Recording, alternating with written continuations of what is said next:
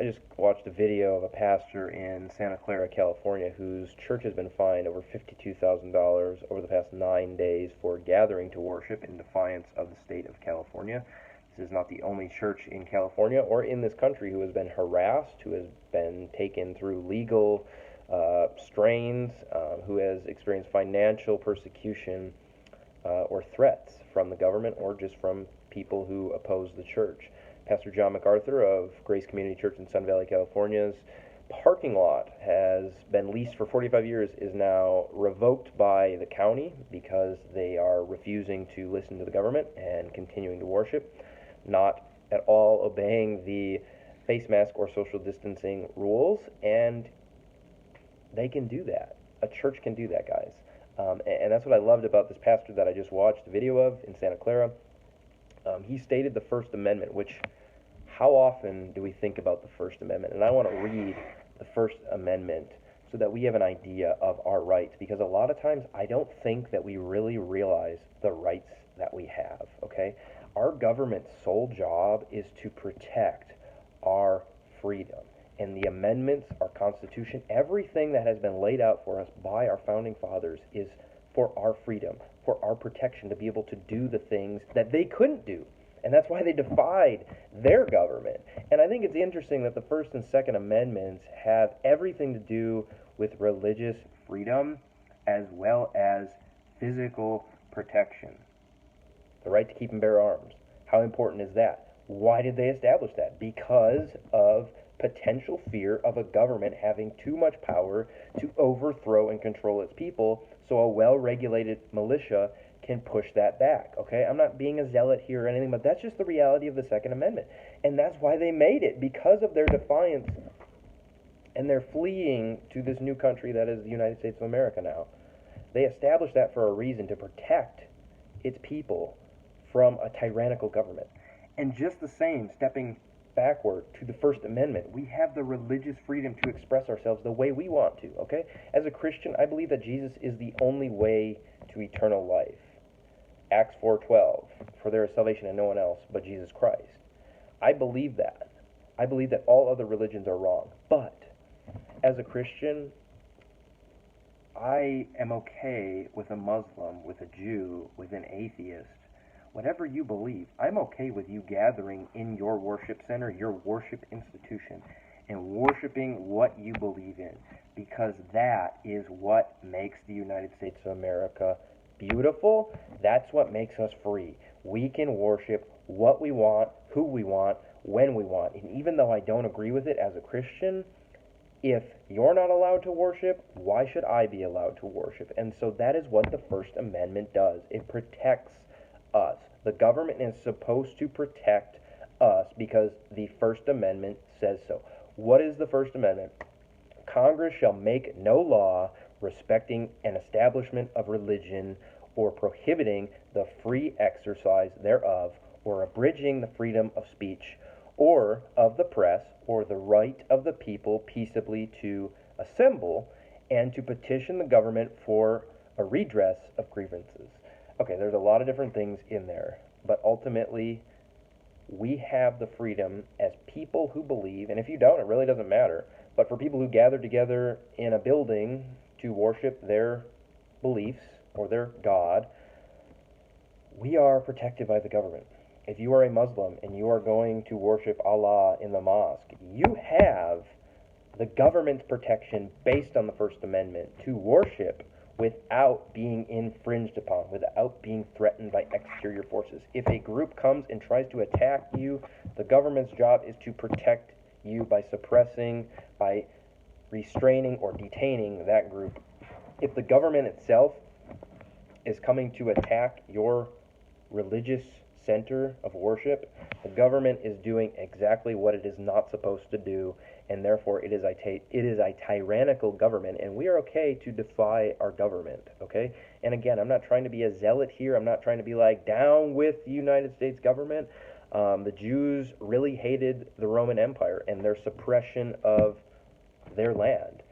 And so they were looking for a conquering king. The Messiah was going to be some physical power that was going to come out of David's lineage and be somebody who could deliver them by destroying the Roman Empire. Okay? And so, as Christians, based on what Jesus taught, we are supposed to render to Caesar what is Caesar's. We're supposed to render to our government what is our government.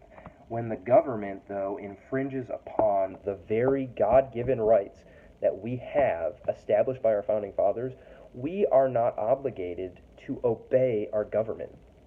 The mandates, and these are mandates, these are not laws, because the government cannot create a law unless they bypass any of our amendments. So if they were to create a law that says people cannot worship in their institutions, Jews, Christians, Muslims, atheists, Hindus, Buddhists, they cannot worship in their institution. They would be bypassing the First Amendment and therefore completely defying the very thing that they are supposed to be protecting. Okay? There are pastors in this country who are being threatened with jail, who are being thrown in jail. Their churches are being burdened by financial fines. They are being harassed and bullied in all kinds of ways over a virus. And I understand that we as Christians should be loving. We should be a light to this world. But at the same time, where does it end? There are numerous ministries in churches, even Moody, where I'm at, that they have shut down some of their ministries because of COVID. Their outreach to various groups of people has been shut down completely. And to me, ministry never gets shut down because people never stop dying, and sin never stops being a threat. Okay? Sin leads to death, physical death. And if we are not spiritually reborn, we will die for eternity in the absence of God, or however you believe it, in the presence of God's wrath. Sin is a disease that will never go away. COVID, we'll find a cure for it, and it won't be a big deal. It'll be just like any other sickness, and people are going to continue to die. When is enough enough? When are we going to open our churches and say, I'm not afraid of a virus, I'm not afraid of offending people by opening up and coming across as unloving? The most loving thing that we can do as Christians is to open our churches to proclaim the gospel, to continue forward with the ministries that we have and gather together as believers so that we can be equipped, so we can be encouraged, so that we can pray, so that we can take the Lord's Supper and be a unified body now in a time more than ever where we need to be unified, where we need to be strengthened, where we need to be going out and doing what we really have not done boldly for many decades. And that is why this country is so totally depraved. I don't know. It's just, where does it end? I don't have anything against people who don't want to go to church because they're afraid, and I don't think that's wrong of them to be afraid. I think, though, that we should understand that our eternity is secured in Jesus Christ if we have believed in Him through faith and repentance. We are justified before God, and we can have peace knowing that even if we die, regardless of what we die of, we don't need to be afraid of anything because we are going to be in eternity with God forever. But if we are concerned about this virus, if we are, afraid of catching it, that's completely fine. And that's what I love about many pastors who have come out and said this.